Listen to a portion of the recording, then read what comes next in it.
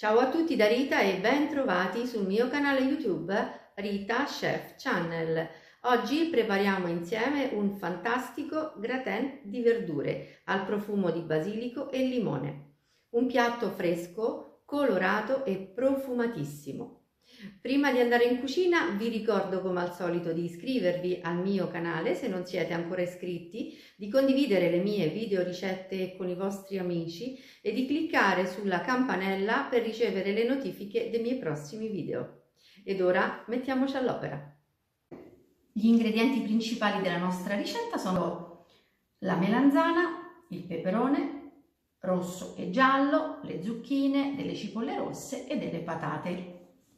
Per la panure invece andremo ad utilizzare pane grattugiato, un pochino di pepe, un pochino di zenzero, scorza grattugiata o rigata come farò io di un limone biologico, olio extravergine di oliva, sale e basilico. La nostra panure sarà quindi profumata al limone e basilico, sarà una panure freschissima. Iniziamo proprio a prepararla. Per prima cosa vado a tritare finemente il basilico.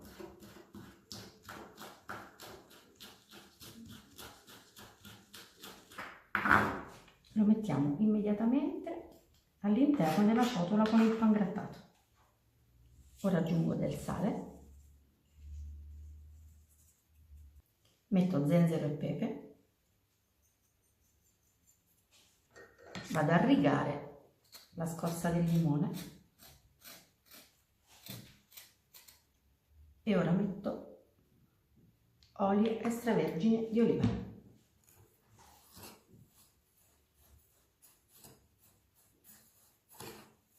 È già molto profumata. Queste verdure saranno buone gustate appena sfornate, ma lo saranno ancora di più se gustate fredde.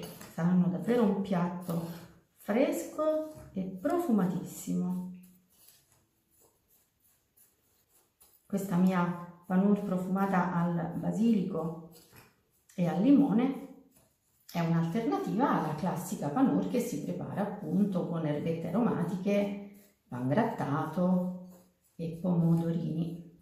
Ecco, vedete, questa è la consistenza finale che deve avere, leggermente unta, vedete? Ha cambiato proprio la consistenza la panure dal pane grattugiato che avevamo così in origine. E ora la prima cosa che facciamo, su una teglia che ho preparato qui a fianco a me, andiamo proprio a mettere un filo di olio così, quindi la ungiamo. Io ho messo della carta da forno e poi andiamo così a spargerla sulla base e la teglia è pronta per raccogliere le verdure.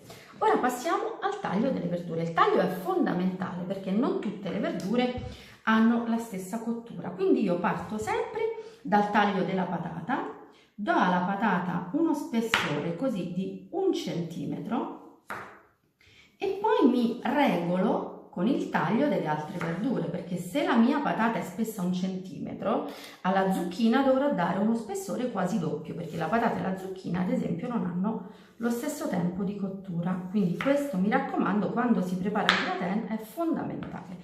Ora prendo così la patata e la vado a mettere in teglia.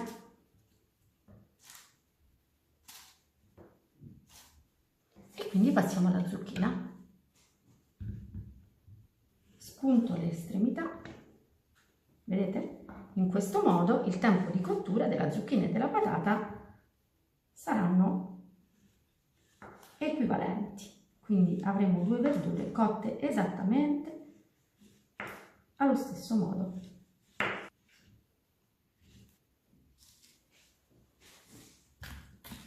Ora passiamo alla cipolla. La cipolla la faccio a fette spesse 1 centimetro, così, però poi dopo vado ad aprire gli anelli.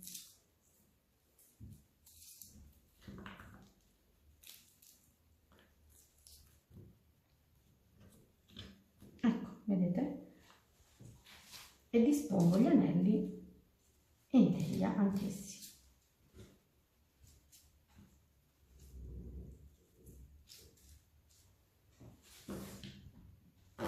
prendiamo il peperone, iniziamo dal rosso.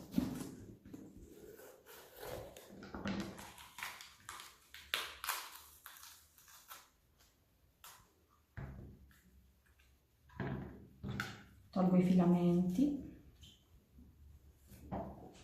e lo taglio così.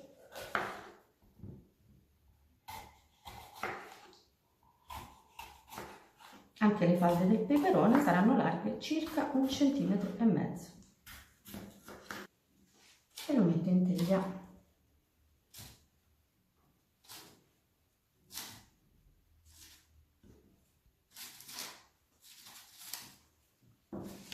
Faccio la stessa cosa con il peperone giallo.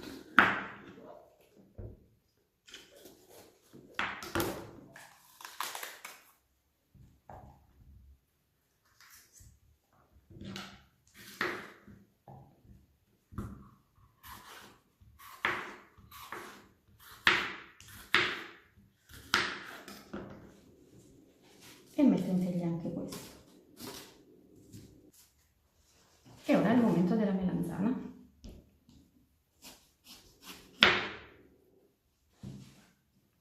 Lo taglio a metà. Vedete che bella, senza semi? E anche la melanzana vado a tagliarla più spessa della patata, quindi circa 1,5 cm.